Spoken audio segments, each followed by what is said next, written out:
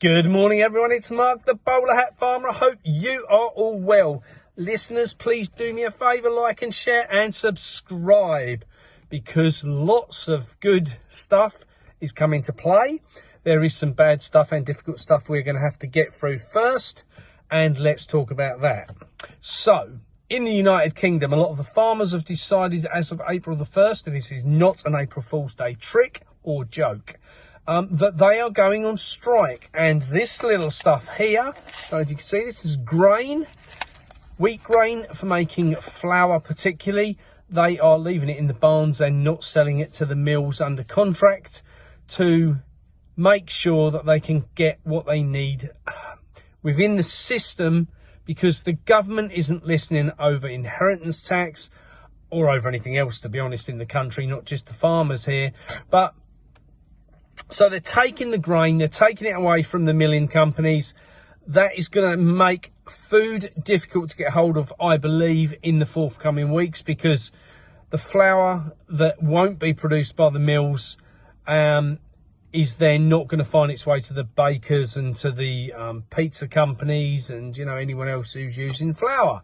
So be warned about that, please, please, please. Now, I had an interesting conversation with a butcher last night, a good friend of mine.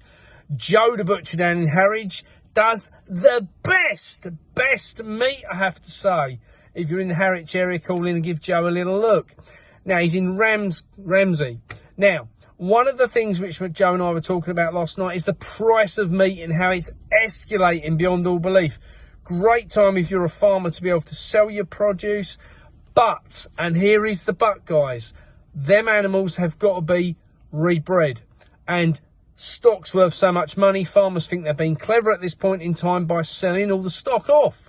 Well, you cannot then replace that stock back in your own system. So farmers, please be careful. Don't sell off all the stock, because that's what the WEF wants you to do.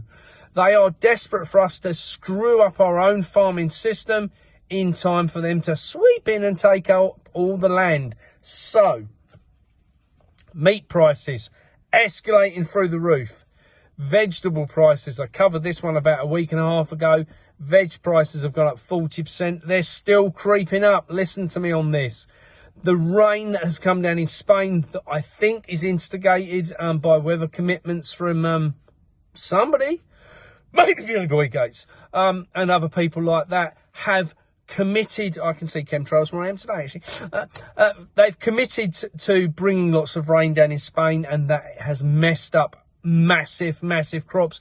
And not just in Spain, seeing it across Turkey are withholding food now. They were doing it for Ramadan, now they're doing it because they haven't got enough food to go round. South America are struggling to get food for export because they can't feed the population.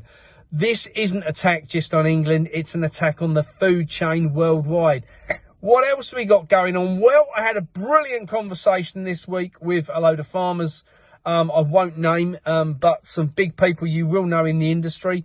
And we are looking at how we could best put farmers together in a co-op, and that co-op to bring together the supply of food to the country's public via potential supermarkets owned by the co-op farming group, farm shops, box schemes, food hubs, and lots of other things are in play to make sure that happens. Don't forget to keep your eye out for the terminology, please, because it's going to come about soon and you'll know why I'm saying it. Farmers, food and freedom. Keep an eye on that saying, because farmers, food and freedom is a very important thing. Farmers make food, food gives us freedom, freedom is what gives us choice. And each one of those things has been taken away from us for a reason, and we need to do something about it. And when the time is right, I'll tell you what that is, and I will need your help. Now, what else is going on in this crazy, bizarre, mad world of ours? Tomorrow, Gloria and I leave again. We're back at the farm at the moment for a few days. We leave again tomorrow to head for Glastonbury.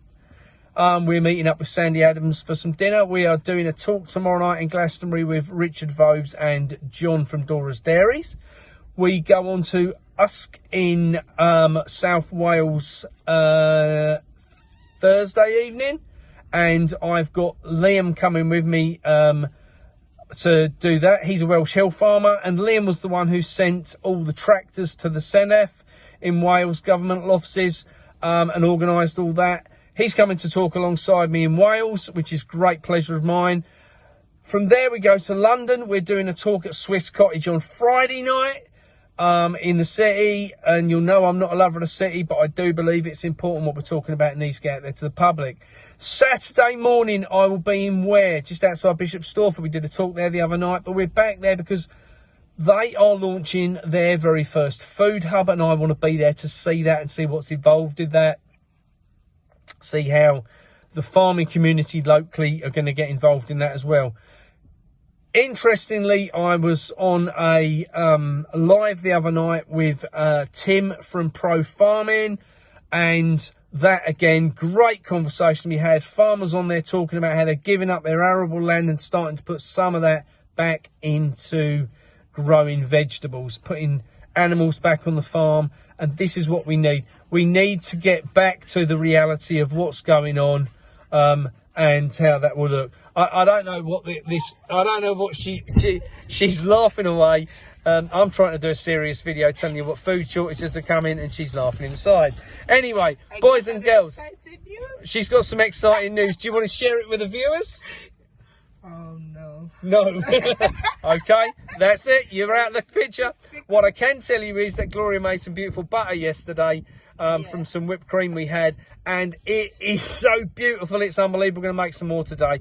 Guys, big love. See you through the course of this week. Keep an eye on where we're up to. Make sure you follow Gloria's channel, and Gloria's channel is called OGE Speaks.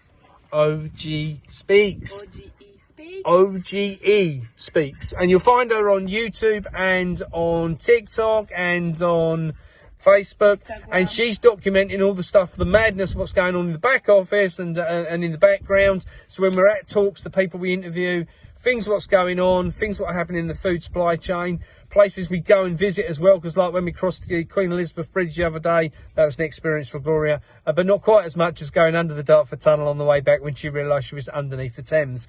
Guys, it's been emotional. Have a great day. See you all soon.